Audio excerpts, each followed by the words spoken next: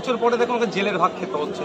পাড়ায় পাড়ায় এই শাহজাহান শিশুদের মতো যারা আছে তাদের উদ্দেশ্যে বলা হচ্ছে যে আপনারা সজাগ থাকুন, নাহলে আপনাদেরকেও জেলের ভাত খেতে হবে।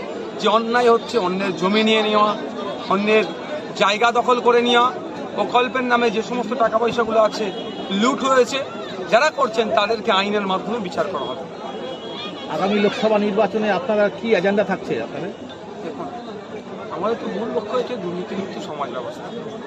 তার সাথে সাথে আমাদের পার্টি ইশতেহার থাকবে আমরা কি করতে চাইছি, সেই পরিবেশ থেকে শুরু করে কৃষকদের জন্য, সরকারি কর্মচারীদের থেকে শুরু করে, অসংগঠিত কর্মীদের থেকে কর্মচারী থেকে শুরু করে, ছাত্র যুব থেকে শুরু করে হায়ার এডুকেশনে দেখুন না কোনো ফান্ড কাট হচ্ছে, বিভিন্ন ক্ষেত্রে যেভাবে অন্যায় হচ্ছে তার হাত থেকে কীভাবে মুক্তি পাওয়া যায়, সেই সমস্ত বিষয়গুলো সামনে রেখে আমরা ভোট করাবো।